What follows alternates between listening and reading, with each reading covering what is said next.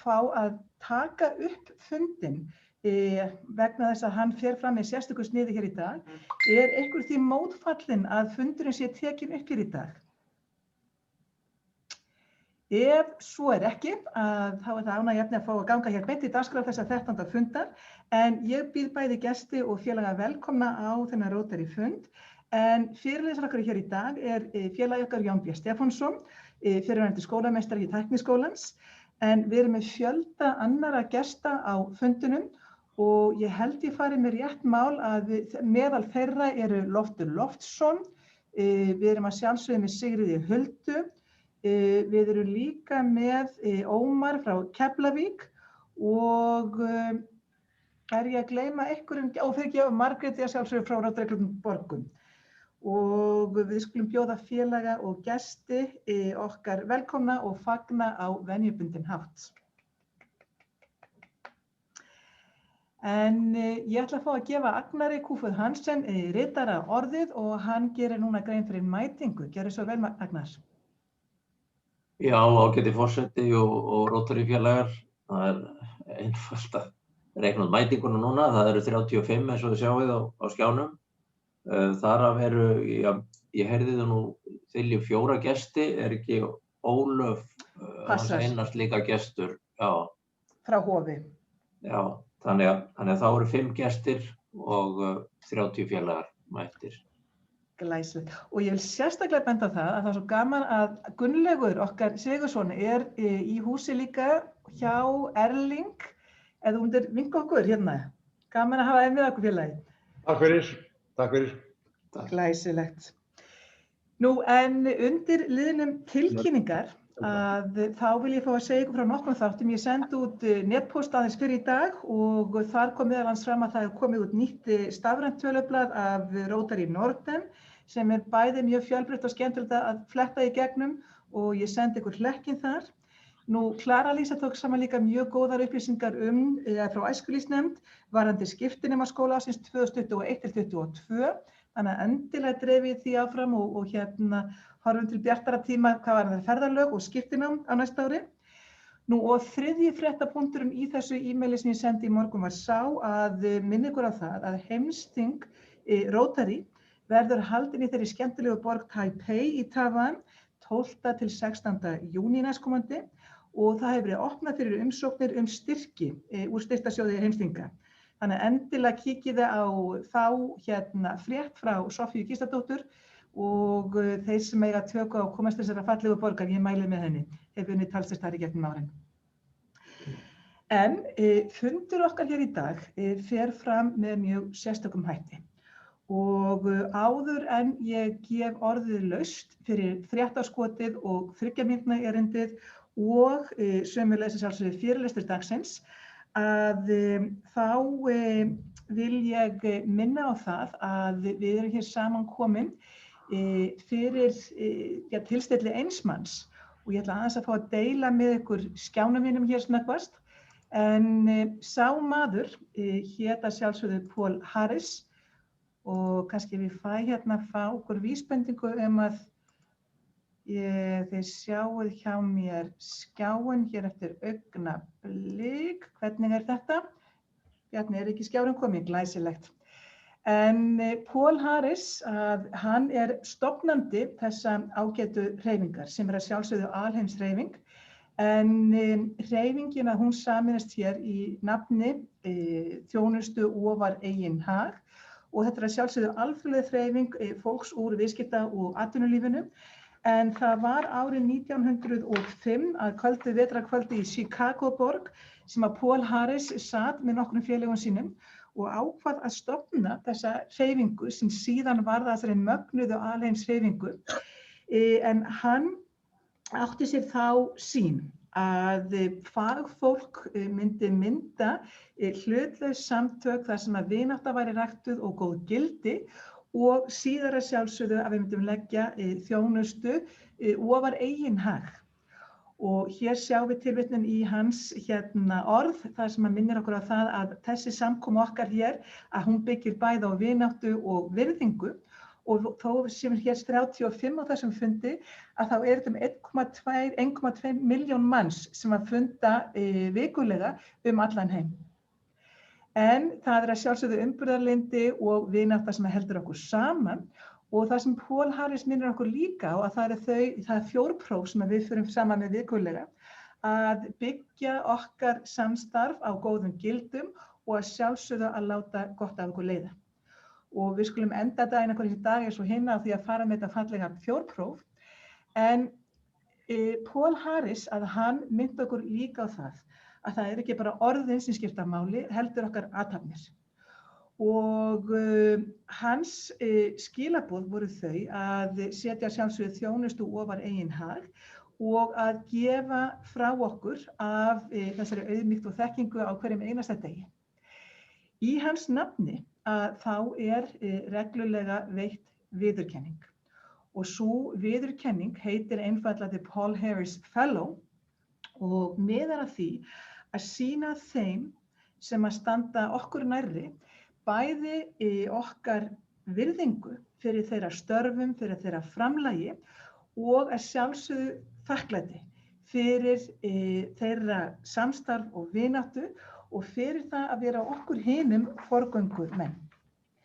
Nú okkar ágæti klúbbur með þó nokkuð marga, ef ég rétt að vera 9 Paul Harris félagar.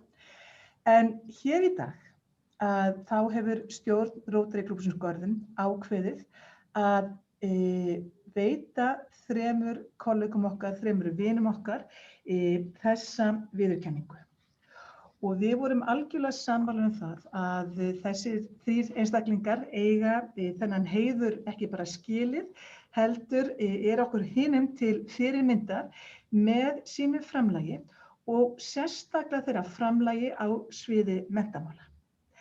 Þannig að það gleður mig og það mér sannur heiður að fá að tilkynna hér í dag að Þorsteinn Þorsteinsson, fyrrverandi skólameistari sem gekk í okkar klúbb árið 2006, Sigrún Gísladóttir, fyrrverandi skólastjóri sem gekk í klúbbinn 2003 og Gunnlaugur Sigurðsson, fyrrverandi skólastjóri sem gekk í Rotary klúbbinn Görðum fyrir nákvæmlega 50 árum, eru hér með tilnefnd sem Paul Harris Fellows og vil ég gefa mínum ágætu kollegum hér orðið og ég ætla að fá að byrja á því að bjóða Erling að segja aðeins frá Gunnlaugi, hans lífi og framlagi og af hverju við erum að heiðra hann hér í dag með þessum hætti.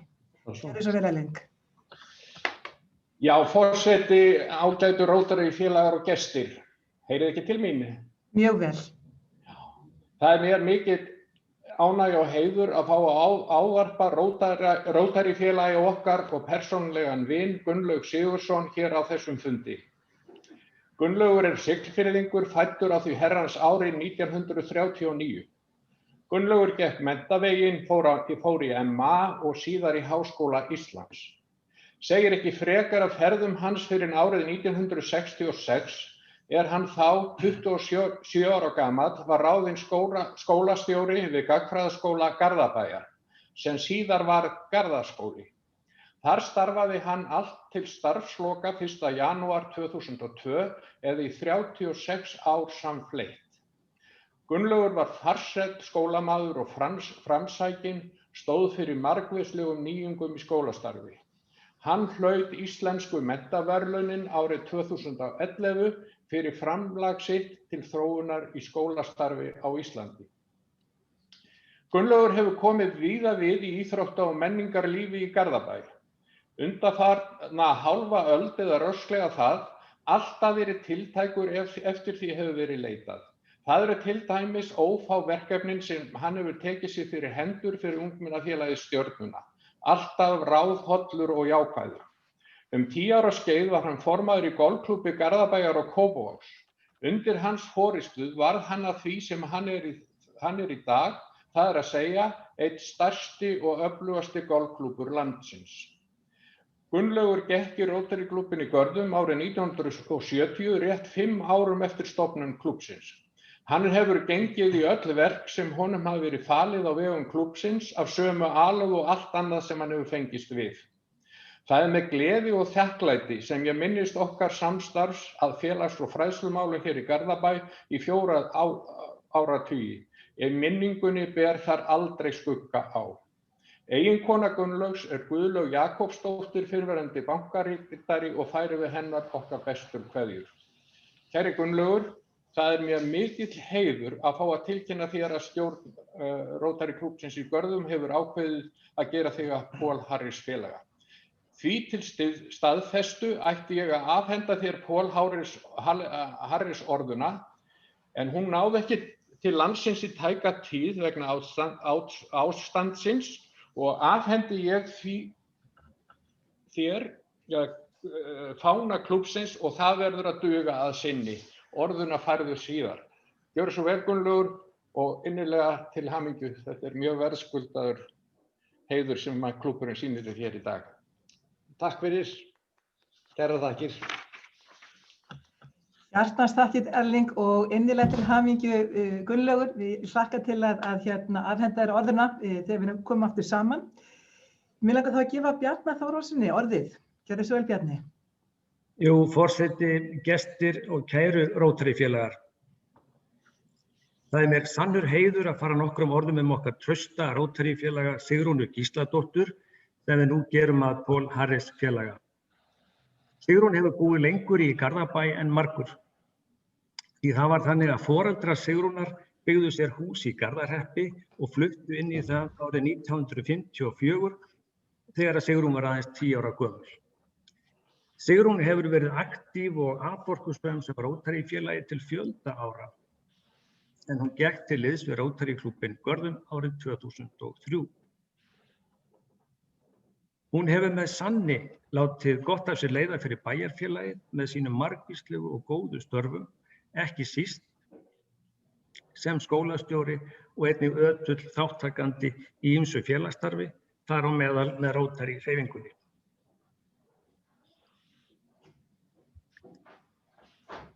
Eins og við vitum sem hefum kynnst Sigrúnu, þá hún réttsýn og skelegg kona.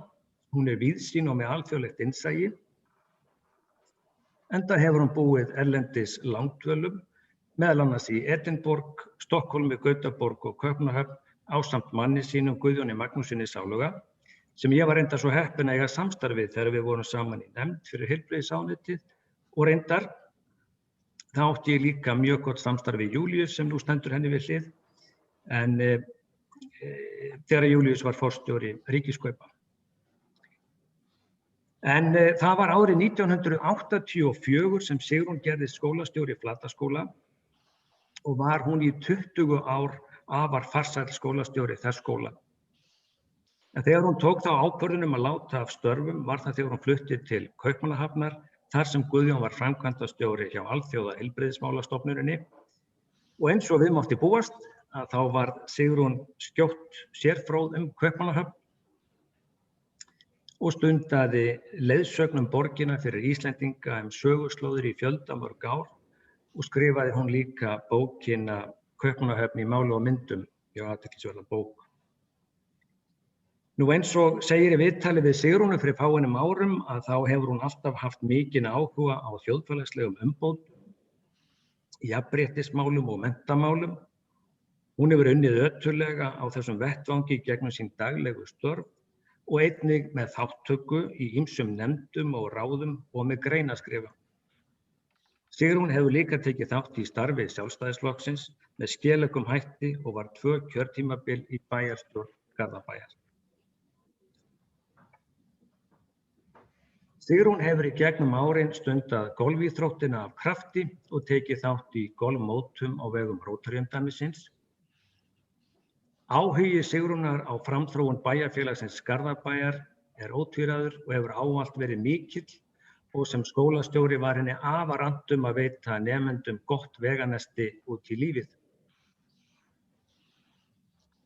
Leið og ég óska Sigrúnu Gísladóttur innilega til hamingju með þennan heiður vil ég fyrir hönd okkar Rotary-félaga þakka henni fyrir einstaklega gott starf í þágu Rotary og ef að hann Júlíus þarna við hliðina þess Sigrún mín, að þá langar mig til að biðja hann að afhenda þér fánann sem ég fór með til hans helgina, hann kannski kominn til þín, En rétt eins og Erling sagði áðan, að þá þetta táknrænn vitnisburður þennan mikla heiður sem að Paul Harris orðan Og eins og kom fram að þá hún rétt ólent á Íslandi og verður afhent við fyrsta tækifæri leið og færi gefst. En ég þakka kærlega fyrir og til hamingju, Sigrún mín. Þakka kærlega, Bjarni, og innilega hamingjóskir, Sigrún, til þessu komin. Glæsilegt. Og þá vil ég biðja Steinar Lúðvíksson að taka hérna við keflinu. Hann ekki í mynd, en við heyrum væntanlega vel í honum. Gjörðu svo vel, Steinar. Virðulegur forseti og góðir Rótaræfélagar. Gott og farsælt skólastarf eitt af þeim atriðum sem Garðbæingar nefna gjarnan þegar þeir eru beðnir að tjá sig helsta aðal sveitarfélagsins. Það ekki orð sem eru bara sögð við hátíðleg tækifæri, heldur eru þau studd fjölmörgum könnunum afstöðu íbúana til þjónustu í bænum. Allt frá því að barnaskóli Garðahrepps, sem nú heitir Flataskóli, tók til starfa árið 1958, hafa öll þau skref sem stigin hafa verið í skóla- og fræðslumálum í sveitarfélaginu reynst heilla skref sem komið hafa þeim til fjölda ungmenna sem hér hafa alist upp til góða og auðvelda þeim lífsbaráttuna. En sókn sveitarfélagsins við að skapa góð námsskilyrði og trausta skóla hefur sannarlega ekki gerst af sjálfu sér. Fyrir hverjum áfanga þurfti að berjast og það var heill bæjarfélagsins að í forystu þeirra baráttu valdist fólk sem hafði hæfileika, hugsjónir og metnað. Það var mikill fengur fyrir skólasamfélagi í Garðabæ þegar Þorsteinn Þorsteinsson kom til liðs við það, þá ungur maður sem átti örugglega margra kosta völ. Hann tók frá upphafi virkan þátt í baráttunni fyrir því að í bænum yrði settur á stofn menntaskóli sem fyrst fékk nafnið Fjölbrautaskóli Garðabæjar og síðar Fjölbrautaskólinn í Garðabæ.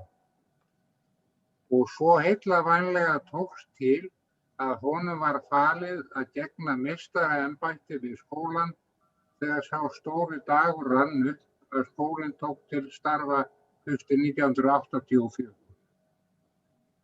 Öðrum fremur mótaði Þorsteinn starf skólans og undir hans stjórn ávann skólinn sér fljótt svo góðan orðstír að hann skipaði sér í fremstu röð menntaskóla á Íslandi.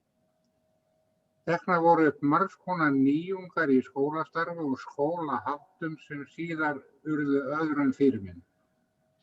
Til skólans réðust framúrskarandi kennarar og starfslið sem jafnan lagði sig fram við að skila ungmennum vel undirbúnum til áframhaldandi skólanáms og út í lífið sjálft.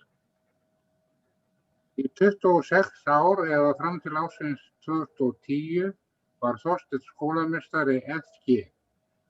Stór skref voru stigin og kannski var stærst þeirra þegar skólinn flutti úr þröngu og ófullnægjandi húsnæði í Lyngás í þá glæsilegu byggingu sem hann hýsir nú. En ytri umgjörð eitt, starfið annað. Undir stjórn Þorsteins má segja með sanni að allt starf skólans hafi í raun verið með svo einstökum ágætum að varla finnst nemandi í þeim stóra hópi sem stundað hefur nám í skólanum sem ekki minnist veru sem þar með hlýju og þakklæti.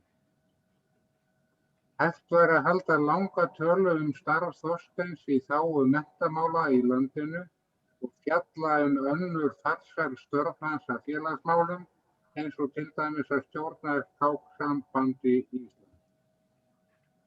Við Rótarífélagar þekkjum vel til áhuga hans á félagsskapnum okkar en fáir sýna klúbbnum jafn mikla ræktarsemi og hann sem lætur ekki einu sinni alvarlegt heilsutengt áfall hindra fundasókn og virka þátttöku.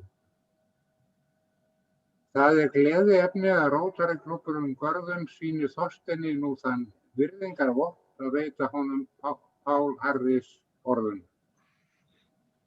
Með henni fylgja heitar óskir og þakklæti honum til handa, ekki bara frá okkur Rótarífélögum, heldur öllum þeim sem starfa hafa með honum bæði innan skóla og út. Í íslensku fornritum, meðal annars Landnámu, fjallað höfðingjann Erling Skjalgsson, sem hafði yfir mörgum mönnum að segja, bæði frjálsum og ófrjálsum. Mannkostir hans er fjallað í einni stuttri setningu sem mér finnst að megi yfirfæra á Þorstein og sú setning þessi: öllum kom hann til nokkur þroska. Hjartans þakkir Steinar og við skulum senda Þorsteini okkar þakkir og hamingjóskir. Ég legg til að við tökum okkur aðeins öll af mjút þannig að það heyrist hérna klappið aðeins í okkur. Ef við myndum öll færa þeim Sigrúnu, Þorsteini og Gunnleifs okkar þakkir og virðingu.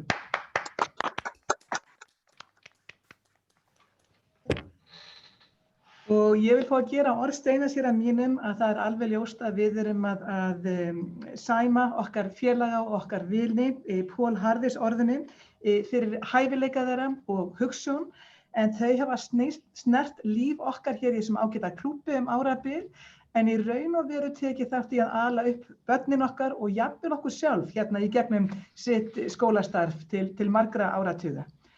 Þannig að ég hlakka til að hitta ykkur aftur í raunheimum og afhenda ykkur þessa fallegu orðu sem kemur frá Zürich og vonandi að borða saman góðan mat hérna sem allra fyrst. En innilega til hamingju með þessa orðu Sigrún, Þorsteinn og Gunnlaugur. En við skulum halda áfram hér í dag og ég vil fá að tinna inn fréttaskotið. Eitthvað sem vill fá að taka til máls undir þeim lið og deila með okkur fréttum úr lífi sínu eða starfi? Já, mig langar aðeins að... Gjörðu svo vel, Björg. Já, takk fyrir. Sko, ég vil nú að byrja á því að óska þeim þremur, Gunnlaugi, Sigrúnu og Þorsteini, innilega til hamingju með þetta. Þau eru svo vel að þessu komin. Þau hafa nú meðal annars öll komið uppeldi einkasonarins, þannig ég þeim öllum afskaplega þakklát. En ástæðan fyrir því að ég vildi hérna komin í fréttaskotið minnast á að hún Kamala Harris sem var kjörin varaforseti í gær, hún Rótarífélagi. Hún í Rótaríklúbbi í Washington fylki, þannig að mér langaði bara að segja ykkur það, því að það kom ekki fram á það. Takk fyrir. Glæsilegt. Takk fyrir Guðbjörg og takk fyrir að deila þessum fréttum með okkur. Ég get kannski aðeins bætt við þetta vegna þess að ég veit það að bæði þeir Jimmy Carter og Boris Jeltsin og Jonas Salk sem að sjálfsögðu fann upp pólíóbólusetninguna, að þeir eru líka handhafar þessar orðu, þar að segja Pál Harris viðurkenningarinnar. Þannig að þeir eru í góðra félagahópi. Frábært að heyra Kamilu.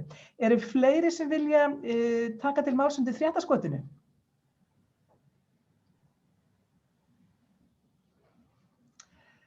Ok.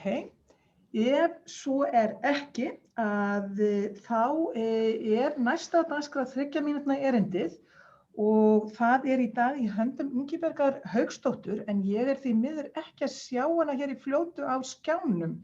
Ingibjörg, ertu nokkuð með okkur hér á þessum fundi? Sýnist... Prófa að hringja hana eða hvað veist þið? Já, við skulum bara switcha það á dagskráni og þannig að ef hún kemur inn þá myndum við bjóða henni að flytja sitt erindi eftir að Jón B. Stefánsson deilir með okkur sinni sín. En takk fyrir það, Bjarni, það var frábært. En eins og þið vitið að þá þessi fundur í umsjón starfsþjónustunefndar þar sem að Jón B. Stefánsson formaður og Einar Guðmundsson varaformaður. Þema fundarins í rauninni tvíþætt hér í dag, það annars vegar sjálfsögðu Pál Harris og hans sýn og hins vegar það þessi mikilvæga undirstaða bæði lífsgæða og vaxtar okkar samfélag sem eru menntamál. En Jón, ég ætla að bjóða þér að kynna sjálfa þig sem fyrirlesara og ef þú myndir taka þig vinsamlegast af mute og íta þarna á share screen takkan, það væri frábært. Gjörðu svo vel. Já, takk fyrir. Hvað hef ég langan tíma? Þú hefur nákvæmlega, ef ekki að segja, 18 mínútur. 18 mínútur, það er bara flott.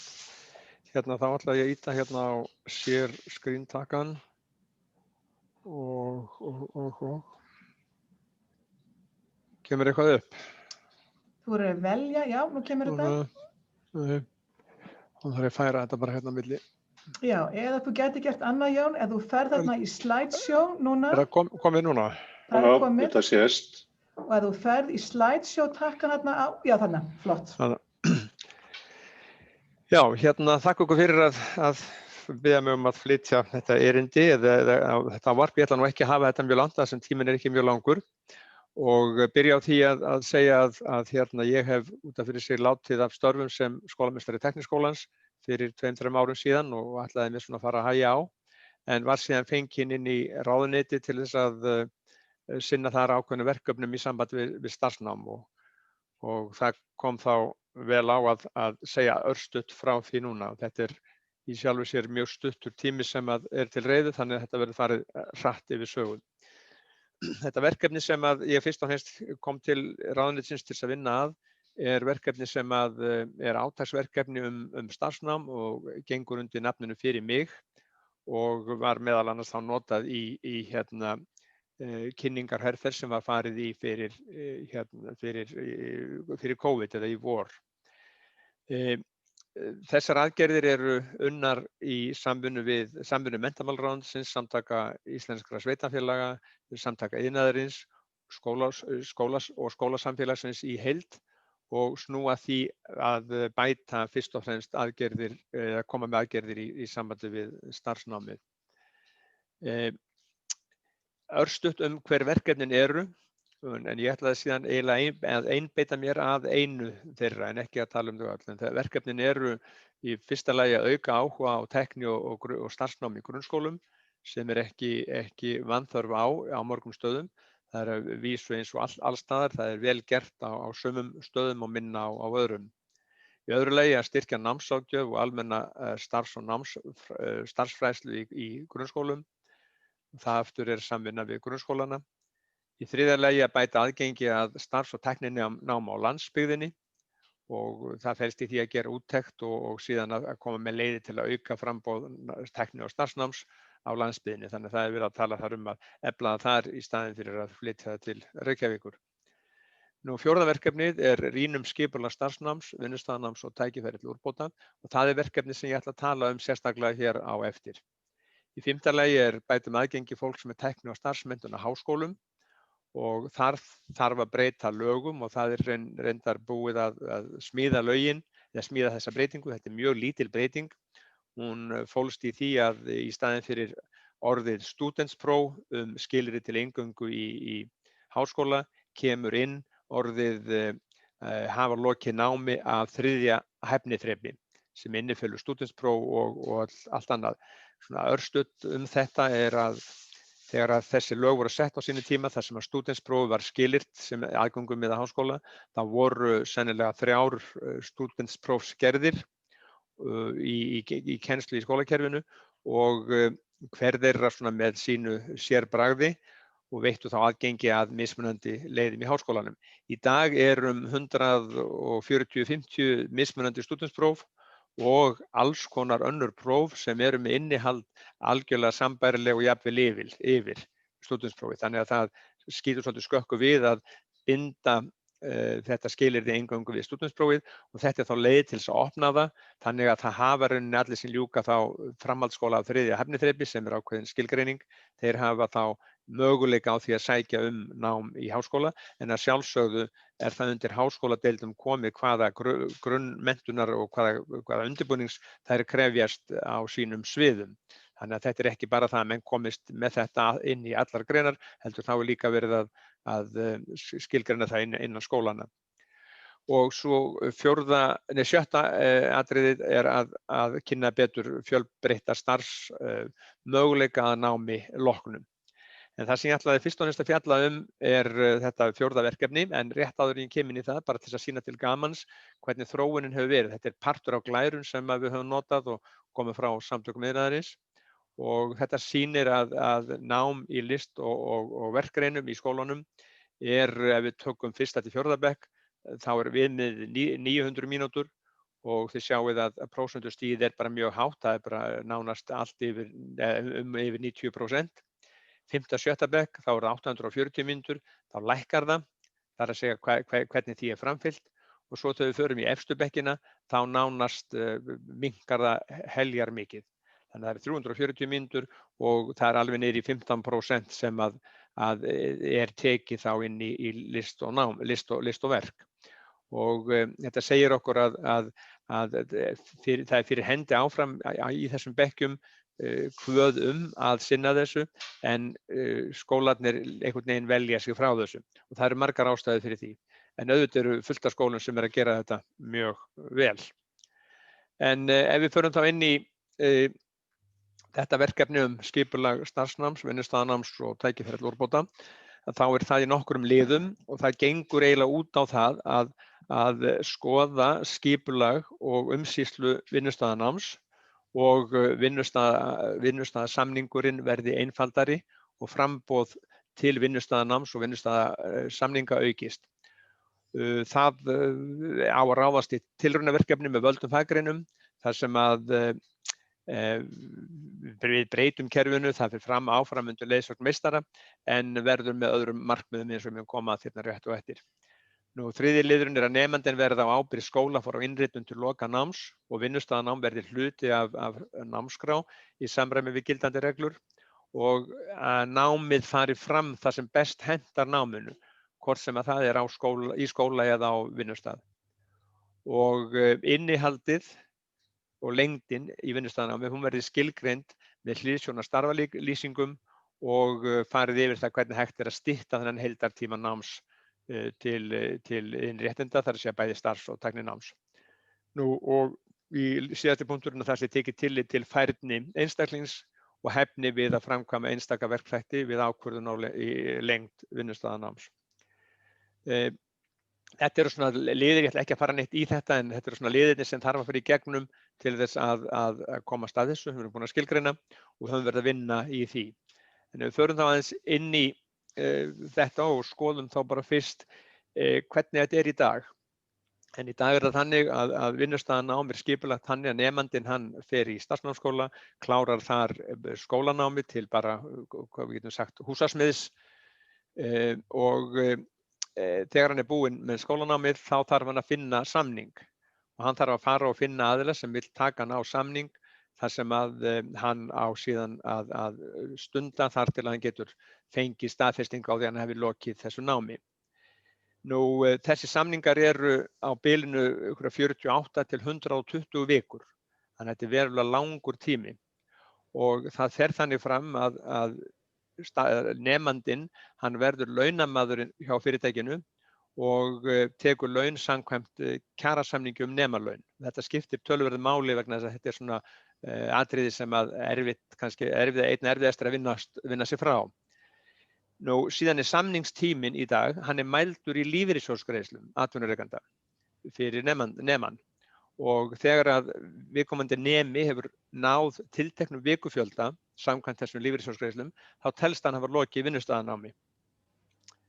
Þetta mjög sérstakt að þetta sé mælt með þessum hætti. Nú, í mörgum greinum þá lítið sem ekkert eftirlit með námsframvindu nemandans og auðvitað það mælikvarðinn þá lífeyrissjóðsgreiðslum sem að stýrir því. Við getum tekið dæmi fyrirtæki sem að kannski mjög sérhæft. Við getum bara tekið eitt dæmi fyrirtæki sem mest í því að setja glugga í hús. Hann tekur nema til starfsnáms og að sjálfsögðu þá fer neminn og vinnur hjá fyrirtækinu í þessa 72 vikur sem að húsasmiðurinn þarf og hann í því að setja glugga í hús og mun hafa lært það bara mjög vel og kann það algjörlega, en hann ekki að læra mjög mikið annað. Og það þetta gallinn við þetta. Það þó skal tekið fram að það eru mörg fyrirtæki sem að gera þetta mjög vel og passa sig á því að láta nemana sína fara í fjölbreytta vinnu og hafa er með það vinnu umfang að þeir geti það, ekki mjög sérhæfð fyrirtæki eins og stóru fyrirtækin. En í aðalatriðum byggir þetta á því að neminn, hann útvegir sér sjálfur samning, hann þarf að afplána 72 vikur, hvort sem að honum líka betur eða verð, og það er mælt með lífeyrissjóðsgreiðslum og það er alveg upp og niður hvort hann færi yfir höfuð einhvern nám sem að skiptir hann máli í því sem hann kannski kann ekki, og það er í rauninni hvergi eftirlit. Það er enginn sem fylgist með því hvað hann er að læra og hvernig þetta gengur, annað heldur en bara fyrirtæki sem hefur hann í starfsþjálfun. Nám í heilbrigðisgreinum, taka það fram mjög skýrt, að það er með öðrum hætti heldur en ég er búinn að vera að segja frá. Það er miklu nær því sem við erum að reyna að stefna að, þannig að það má segja að nám í heilbrigðisgreinum er að vissu leyti svona ákveðin mynd sem við horfum til þegar við skoðum framtíðina. Vinnustaðanám í hlutarins eðli í dag er blanda af starfsnámi og starfsþjálfun, og auðvitað er það sem sagt tilviljun eins og ég lýsti áðan, hvor þátturinn fær meira vægi í vinnustaðanáminu. Því að ef að viðkomandi kemur í gluggafyrirtæki þá bara fær hann góða þjálfun í því að setja glugga í, en takmörkun á því hvað hann hefur lært, það er að segja annað heldur en að setja glugga í hús. Og það er þá ekki hægt að fullyrða að hann hafi kannski fengið þá færni í öllu sem hann þyrfti að fá. Það er mjög mikilvægt að greina á milli náms og þjálfunar, og í lang flestum starfsgreinum, með þó undantekningum hér á landi, að þá hefja nemendur vinnu að loknu skólanámi og eru að sjálfsögðu fyrstu misserin í starfi í þjálfun. Menn ráða sig ekki í vinnu og ganga til verka eins og þeir hafa unnið þar í 10 ár. Þetta byrja á því að fyrir þjálfun og þjálfa sér smá saman upp í að ná árangri í því starfi sem þeir hafa og að framast og svo framvegis. Í vinnustaðanáminu þá er svona þessi skilgreining á þjálfun og námi, hún blandast mjög mikið. Í sumum tilfellum er verið að þjálfa fólk, í öðrum tilfellum verið að kenna. Og samningstíminn, hann náttúrulega er rosalega fastur, það er bara búin að vera svona 72 vikur og allt að 120, og þá má geta að dúglagningarmaðurinn, hann er 120 vikur í starfsþjálfun, þannig að þetta hefur verið bundið mjög fast. Við spurjum okkur af hverju er þetta öðruvísi í þessum greinum en flestum öðrum starfsgreinum, og er ekki nauðsynlegt að greina á milli starfsnáms annars vegar og þjálfunar hins vegar og svo framvegis. Þannig að núverandi fyrirkomulag gerir ráð fyrir því að atvinnulífið setji saman starfalýsingar og hæfnikröfur. Það er bara mjög gott. Starfsnámsskólarnir, þeir skrifa sínar námskrár á grundvelli starfalýsinga og hæfnikröfum, því að atvinnulífið er langfærast að segja hvernig starf þeir vilja og hvernig starfsmenn þeir vilja og hvaða hæfni hann þarf að ná. Þannig að þegar búið er að setja saman skólanámskrár sem byggir á starfalýsingu og hæfnikröfum, þá er komin nokkurn veginn svo menntun sem að atvinnulífið er að gera kröfum á hverjum tíma. Og þessar starfalýsingar og hæfnikröfur, þær er að breytast bara alveg í takt við það sem að breytist í atvinnuþróun. Og okkur finnst eðlilegt að tímalengd vinnustaðanáms ráðist af færnikröfum og mat á því hvernig tiltekinni færni er náð, en ekki á fyrirfram ákveðnum vikufjölda. Og höldum aðeins áfram með það. Hugsunin hlýtur að eiga að vera svo, þegar búið er að búa til námskrá sem byggir á starfalýsingum og hæfnikröfum og námskrá skóla verður til, að nám á vinnustað hafi og sé markvisst byggt upp á þann hátt að námið sé að bæta upp það sem skólinn getur ekki kennt eða þjálfað að fullu. Sem sagt, leggja saman þetta tvennt, finna út úr hvað skólinn getur kennt og síðan hvað skólinn getur ekki kennt og getur farið betur á vinnustað. Og þegar að þetta er skoðað, þá liggur alveg fyrir hvaða er sem vantar, hvaða atriði eru það sem skólinn ræður ekki við, hvaða atriði eru það sem að vinnustaður getur kennt. Við getum bara haldið áfram með húsasmíðina. Það er mjög erfitt fyrir skóla að kenna mótauppslátt með nútíma hætti þar sem eru stóri byggingakranar og mjög þung og mikil mót.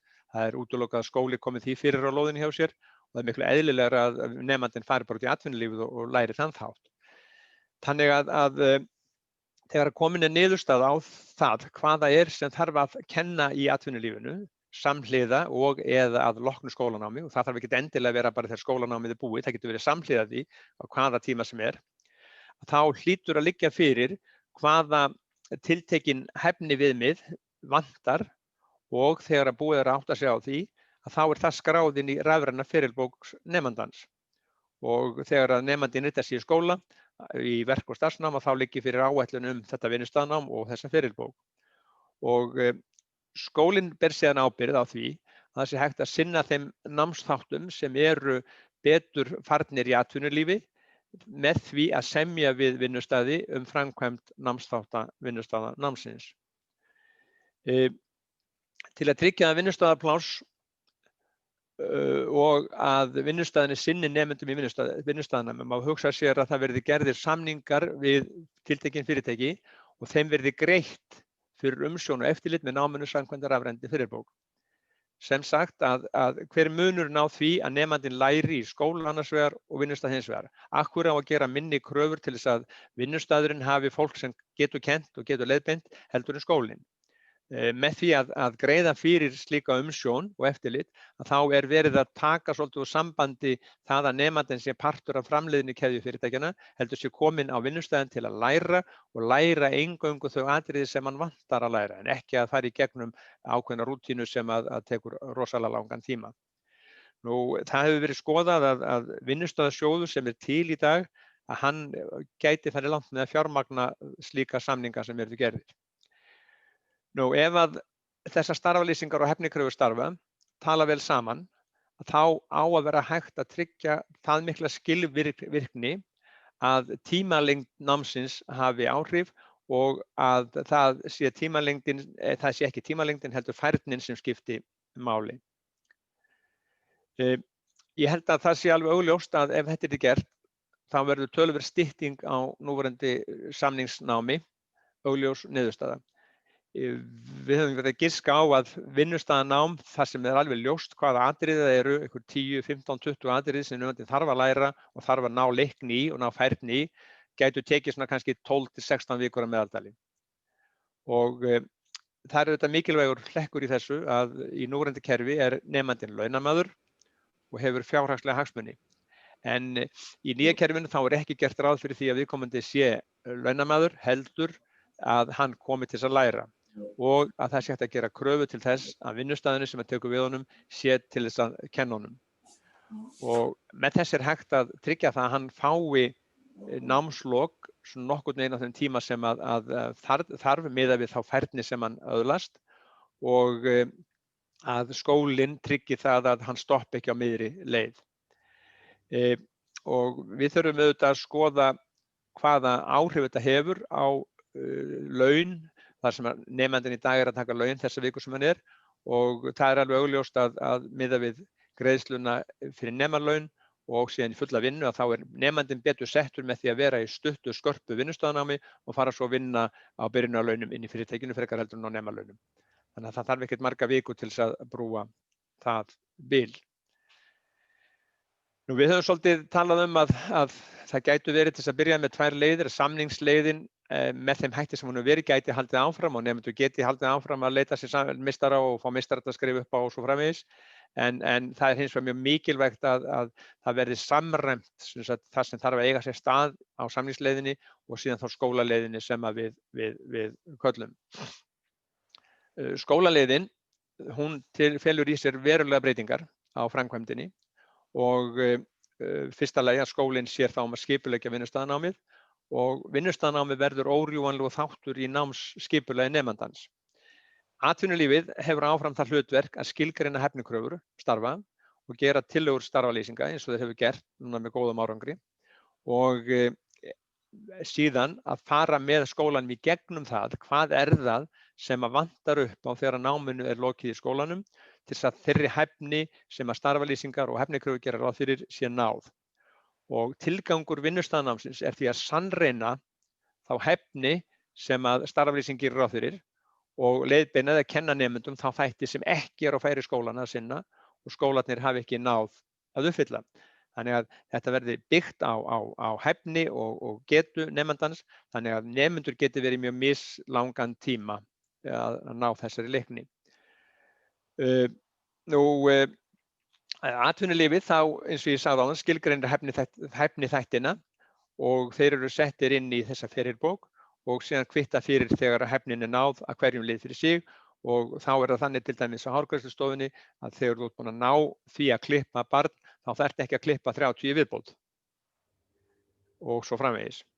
Kennari úr skóla og meistara vinnustað, þeir eiga samvinnu að meta hvað og hvenær tiltekinni hæfni náð, og skólaleiðin gengur út á því að hæfni nemandans að loknu námi í framhaldsskóla og hlutverk atvinnulífsins sé að bæta upp þá hæfni þar sem ávantar.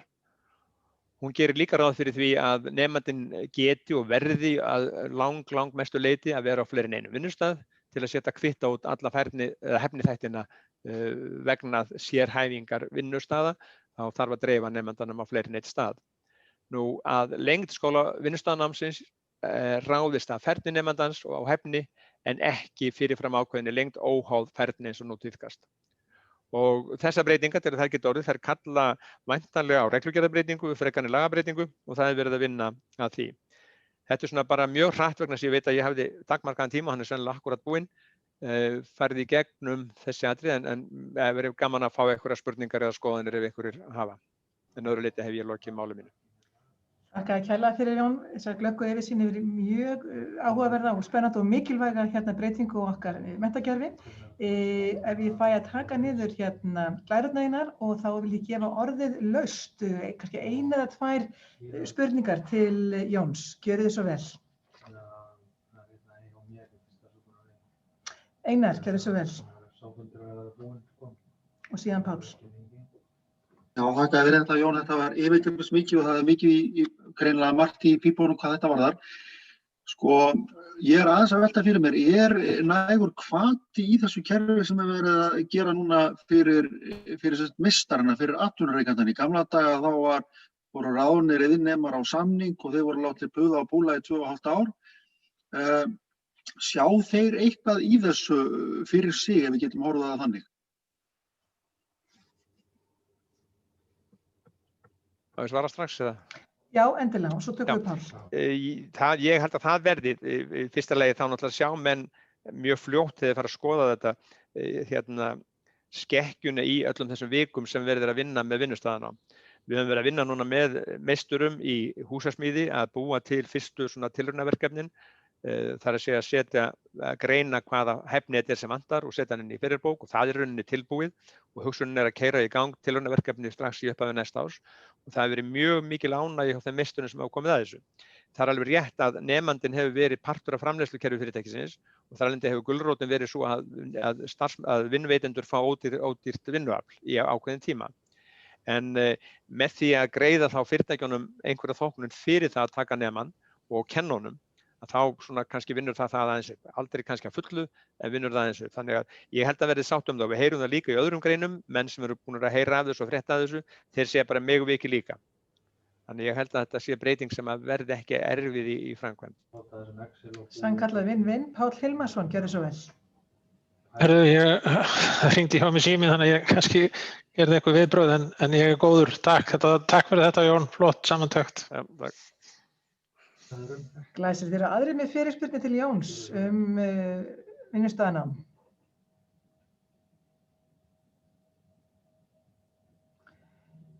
Mér sýnist ekki í fljótu, kannski ég fá að lauma einni spurningunni til Jón. Hver er reynsla okkar af nágrannalöndunum eða öðrum Evrópulöndum svipað? Það er bara mismunandi hvernig þetta er. Menn hafa verið mjög fastheldnir í svona gamla kerfið eins og við höfum verið og verið svona tregir í breytingarnir. Samt er þetta byrjað að breytast og meðal annars Finnarnir eru konur mjög langt og þetta er mjög líkingu við það sem verið að gera þar. Og reynst mjög vel. Frábært, þannig að Finnum hefur reynst þetta vel. Það er verið að smíða sér reglugerð, hvenær eigið þið vona að hún fari fyrir þing? Já, sko, til þess að sé hægt að fara í tilraunaverkefni þyrfti helst að vera klár reglugerð, því annars getur við sagt að nemandinn fari í 12 vikur og læri og þá sé sagt, já, nú þarf það að fara á samning. Og það gengur ekki. Þannig að hún er forsenda fyrir því að það verði hægt að fara í stað með þetta það verður gerð breyting og breytingin verður væntanlega þannig að það verður sett inn í reglugerð orðalag sem segir að það sé hægt að taka tillit til svona útfærslu og sem virkir þá til styttingar á vinnustaðanámi eða alfarið sem vinnustaðanám. Glæsilegt. Ég get ekki séð sér fleiri fyrirspurnir til Jóns og vil ég fá að senda honum þakklæti fyrir að deila þessum frábæri breytingum með okkur og við skulum gefa honum gott klapp. Nú en Hljótt klapp, já, fyrirgefðu. Takk fyrir. Hérna, næsti fundur, hann í umsjón umhverfisnefndar, þar sem Guðmundur H. Einarsson formaður og Ólafur Nílsson varaformaður. Við erum sem fyrr með mjög spennandi erindi á dagskrá, en fyrirlesari dagsins verður Ragnheiður Einarsdóttir, verkfræðingur, og hún fjalla borgarlínuna næsta mánudag á sama stað og sama tíma. Nú en þá verður 3 mínútna erindið í höndum Guðrúnar Þorsteinsson fyrirgefiði og eigum við góðum degi og getum síðan vonandi að fara að hittast aftur hérna á Sjálandi. En í anda Paul Harris þá tel ég við hæfi við tökum okkur hér öll af mjút í lokfundar og áður en við kveðjum í dag að þá förum við saman með fjórprófið og gerum þið svo vel. Er það satt og rétt? Er það drengilegt? Eykur það velvild og vinarhugur? Er það öllum góðs? Takk fyrir kæru vinir, ég segi fundartíma liðinn og óska ykkur öllum gæfi og gengist til næsta fundar og segi þessum fundi hér slitið. Takk í dag. Takk fyrir. Takk fyrir. Hún frábær forseti. Já, 30. sjáðu hérna, nýjasta í þessu.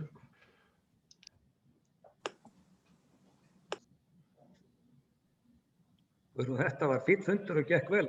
Heyrðu alveg ljómþetta og ég ætla að þakka ykkur aftur bæði Bjarni og hérna, býtum við hvar við öll, við allir að detta hérna út. En bara svo gaman að sjá Þorstein hérna og Sigrúnu og ykkur öll með okkur, innilega til hamingju Þorsteinn og Sigrún. Og ég veit ekki hvort að að Gunnlaugur sé það með okkur. Þau megi taka ykkur að mjúka þeir viljið. Það voru 40 manns mætti Bjarni líka sem var frábært. Já. Sigrún og Þorsteinn, þeir eru með mjút á, þegar við heyrum ekki í ykkur. Nú heyri ég þeir. Maður bara yfir sig kominn og orðlaus. Takk fyrir mig. Heyrðu, og við fyrir okkur. Og Þorsteinn, þú heyrir í okkur og við sjáum þig líka. Þetta var mjög óvænt, ég átti alls ekki von á neinu svona, en ég þakka kærlega fyrir mig. Heyrðu, þú mátt kissa Sigríði Huldu frá okkur hérna og þakka henni fyrir aðstoðina og Júlíus líka.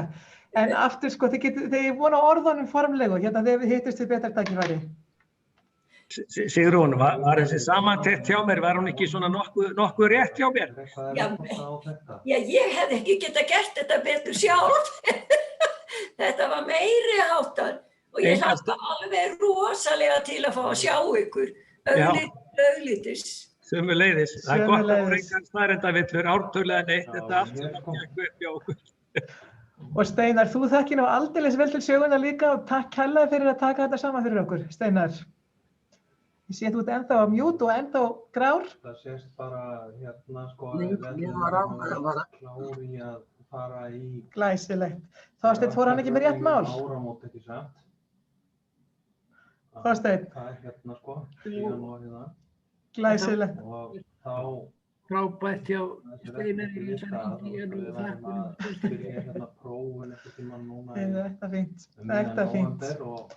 Þetta var yndislegt. Agnar, ég sendi þér hérna lista, ég gat ekki betur sig, ég held að það verið 39 frekar en 40 sem voru mættir. Já.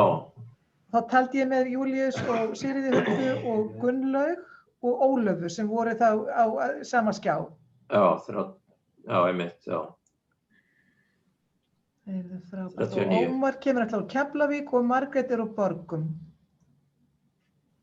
Hver ég og allar hlaupin á næsta fund, takk ykkur kærlega fyrir í dag. Glæslegt, það svipað hér. Já. Ég hafði rætt við Ingibjörgu fyrir löngu síðan en var ekki búin að minnast eða ítrekka neitt við hana, þannig að... Nei, ég var ekki að sjá hana detta inn, sko, þannig að ég var ekki að gera mál úr, sko. Nei. En hún verður bara með okkur þá næst. Og ég held þetta síðan Jón Ásgeirsson hérna Nei, Jón. Þetta er Jón Ásgeir Jón Ásgeir, já, Jónsson, já, mitt. Já. Held ég hér. Heyrðu, glæsilegt. Heyrðin, ég þarf sömuleiðis að fara hér á næsta fund, en ég spái því, Sigrún, að þetta verði 2 fundir í það að við náum að hittast og borða saman. Já, ég vona að það reynist rétt smá. Við þurfum að heyra í Sveinu með þetta, þetta getur ekki heyrt í Víði og sínum kollegum gánu, Þórólfi. Já, einmitt, gott. Heyrðu, en takk hérna í dag og innilega til hamingju öll. Takk, bless. Bless.